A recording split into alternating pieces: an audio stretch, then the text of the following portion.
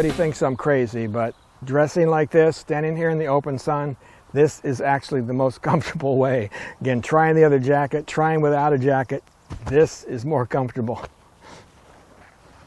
Hey gang, welcome to what I'm hoping is the first of many of these insider videos. At least that is the plan as we go along. These things I am hoping are going to be a little bit more intimate than my normal videos, a little bit more relaxed. You're going to get some of the insider details, maybe some behind the scenes things, and sort of just a little bit more open discussion. Not honest, because I'm always honest, but a more open discussion. So this one is going along with the video that I posted out to YouTube on riding in the heat. So we want to do a follow-up and do some additional content for you guys, the Slab Insiders, on that. And so I think the first thing that I want to talk about there is that I didn't mention this in the video, but I want to you folks, is that if I didn't say it, I would be a bit remiss, and that is, of course, exposing yourself to the sun. The ultraviolet rays of the sun not only can get you hotter and burn your skin, but it can lead to bad things like skin cancers as well, right? And this is an accumulation of all of the exposures over your life. Me, for example, I just had a squamous cell carcinoma a few months back removed from the side of my nose. Not a very pleasant experience, so I don't want any of you guys to have to go through that either. I spent most of my life working and playing out in the sun, right? I worked in construction when I was younger. I spent a good portion of my adult life riding bicycles and just being out in the sun all of the time. And now, of course, I have moved on to riding motorcycles and again, being exposed to the sun. So just keep that in mind, that while you're out there in the sun, it is a good idea to keep your skin covered and also wear a really good sunscreen on those areas that are not covered. At least a 30 SPF. Again, I'm not a doctor, I'm not advising you here, but at least that. I'm wearing a 50 nowadays. So again, I suggest very strongly that you try to remember to always put on your sunscreen. Right? Now, of course, there are a lot of things that people do to try to keep themselves cooler. But I think I want to emphasize something that at least I think is true. And I think that a lot of this and how we handle extremes in temperatures is a lot up here. I know, people up here in the Northeast really tolerate a very narrow band of temperatures, right? There are people who, as soon as it gets over 75 degrees, will start bitching and complaining that it's too hot, and as soon as it gets under about 65 degrees, they will bitch and complain that it's too cold. So that's just the nature of the beast. If you are used to living and working in hot climates, like out west, right, you are going to be able to tolerate that much more. One, it is becoming acclimatized or acclimated to those conditions, but also it is just basically in how you look at it, right? It's going to be 115 in Phoenix. There's nothing you can do about it. So, just keep going about your day and make everything work. Next, there are some silly things that I've heard suggested to keep yourself cool, like putting ice in your pockets, for one thing. Seriously, I guess that might make your chest a little wet and a little cool for a while, but it really isn't going to do much of anything. I've also heard people suggest that you take an ice pack, one of those flexible ice packs, and stick it in your low back while you're out riding. And will it make you feel cool for a while? Sure, but let me tell you two things, right? I am a chiropractor. I don't practice anymore, but I can tell you that you should not have ice, applied to your skin, even if it's through a shirt, right, for more than about 20 minutes, right? After 20 minutes, the effects actually reverse, and instead of bringing less blood and cooling you off in that particular area where you have the ice, it will actually bring more blood and heat that area up. It's your body's reaction to those cold temperatures, to trying to heat the tissues back up again. So, yeah, and that's kind of a silly idea. Another thing that some people do, and a lot of my friends do this, is to take a bandana, or they now actually make cooling cloths, cooling bandanas, specifically for this purpose. You soak them in cold water, and then of course you tie it around your neck, and they do work. They do make you feel cooler, but I want to emphasize the words feel, right? They are making you feel cooler, but they are not actually changing your internal body temperature. There have actually been studies done on this, believe it or not, and I believe they did it with basketball players, where they gave basketball players one of these cool cloths, and they had them go out and play a game with them and without them, and they found out that the players who used them actually felt cooler and did have some increased degree of performance. Problem with it is, though, is that they found that their internal body temperatures were not lowered at all.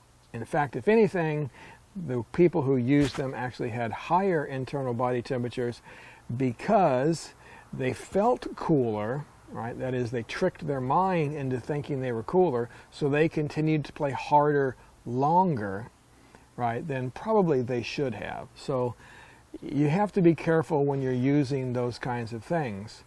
The way that they work is that there are nerves in your neck here and in all parts of your body, but there's a large number of them near your carotid arteries here that pick up temperature readings and tells your brain how hot that you are.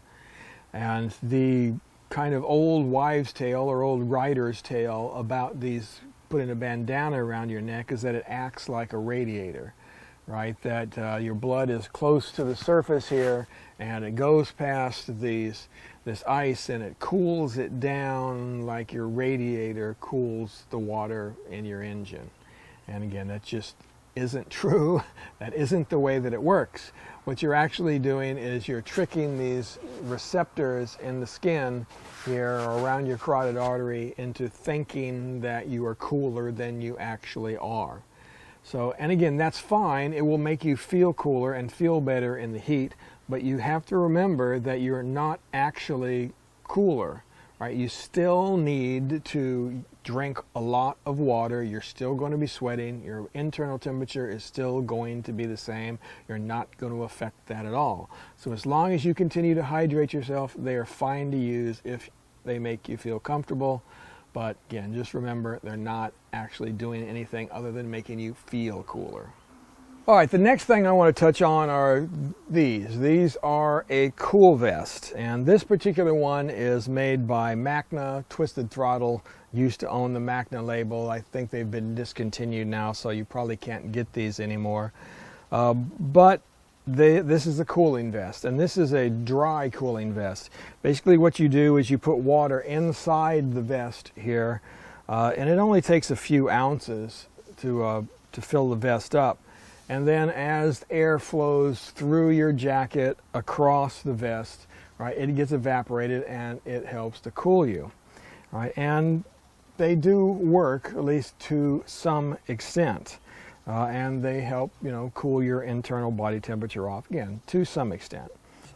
So I actually have a second vest that's a slightly different type. I couldn't find it. It tells you how often I use it, but it is a vest that you soak in water. It's a gel material that takes the water up, and then you put it on, and then you ride, and again the water evaporates and cools you. And again, it does work. The thing about this vest, whether it's this internal type vest or the one where that soak it in water, they tend to work better if you are in an arid climate. That is a very dry climate, such as you might find out west here in the U.S., Arizona, Utah, Nevada, New Mexico, those kinds of things, a more desert-like conditions. And that is because there's no humidity in the air, right? And so it evaporates very quickly and again helps to cool you off.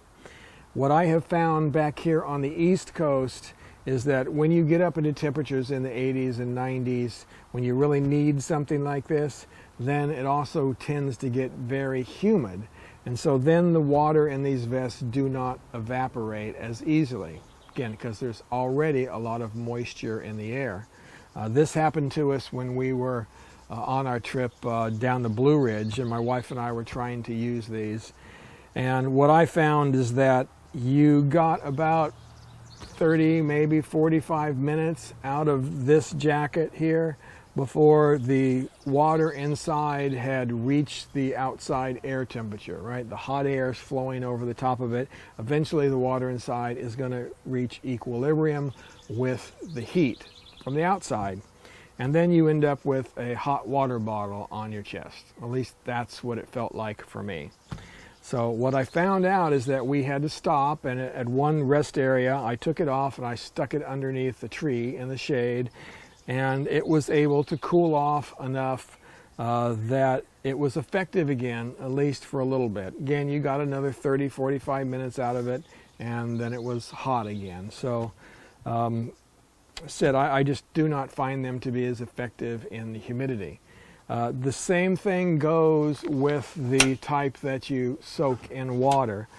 You soak them in water, you put them on, and again, they're cool for a while. But if it's humid outside and they can't evaporate quickly, then eventually the water inside that gel becomes hot as the external air, and then you end up with a hot water bottle again, as I mentioned, on your chest. And again, that's not very comfortable. So when I was trying to use that one down south, I found the same thing. I just took it off and I just went with my normal jacket and the air flowing through, and I was much more comfortable that way. Again, that's just me personally. I have some friends who still like them. I don't know what they were doing differently than me, other than maybe it's just up here. They liked it, I didn't. So again, that's my experience with these products. They work great in dry climates, not so good in humid ones. If you watched my YouTube videos of me coming back across the country from Alaska, then you saw me trying out this cooling technique with this LD Comfort long sleeve shirt. And the way that it works is that you can go in and, like the vests or like your towel around the neck, you can soak the sleeves of this shirt in cool water, right? And so you go into the bathroom and you either get a cup or you just put your sleeves underneath the faucet and you soak both sleeves really well. Then what you do, you come back out, you put your jacket on, but this time you zip up all of the vents in the jacket. You leave the collar a little loose because you're going to want air to escape out the collar, but nowhere else in the jacket. And the idea here is what we're going to do is we're going to set up a little evaporative cooling system, so a little microclimate inside the jacket, right? And what you do once you get going on the road is you reach down and you open up one of the sleeves of your jacket, you hold it out there, and you can feel the air coming in, evaporating the water in the sleeve, and it really gets cold inside the jacket. Well, then you close that side, go to the other side, do the same thing, and you fill the jacket with this nice cool air, and it does work. It can actually get pretty cool inside. Again, that lasts for, I don't know, 10 or 15 minutes, and then you do it again, and you let more cool air in, again, flowing over the sleeves, evaporating the water in the sleeves, filling the jacket on the inside with this cold air. And again, you just kind of alternate doing that and keeping this nice cool microclimate inside the jacket. And it does work quite well. The one drawback with it is that, like any of these evaporative systems that you have, whether it be a jacket or the sleeves or what have you, that it does need to be replenished, right? So for me, that cooling effect would last, said 45 minutes, something like that, and then I needed to stop and replenish the water. Problem with that is that I wasn't ready to stop in 45 minutes, right? I felt that, you know, I don't want to pull over again, right? Wet my sleeves to go another 45 minutes. I wasn't going to get anywhere. I wanted to make some more miles. So that's the one drawback with it, is that it does get used up pretty quickly and you have to continually replenish it.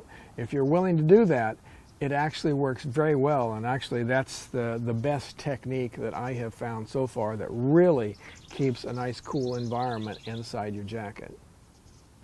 Now before I finish again, let me reiterate here that the biggest thing that you want to do here is remain hydrated.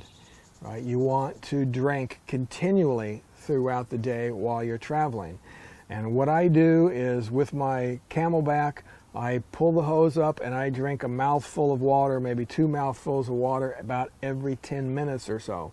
And I just do this throughout the day, right? And every time we stop for gas, right, which is typically about every 100 miles, 150 miles, I'm filling it up again, and we're going through the entire process. So I am drinking continually throughout the day, constantly keeping myself hydrated. You don't want to just do it when you leave in the morning and at lunch, and you know, maybe every 2 hours like somebody suggested in a post I saw on Facebook. That is not what you want to do. You want to continually be drinking water throughout the day. All right, guys, I think that's about it that I have for this topic.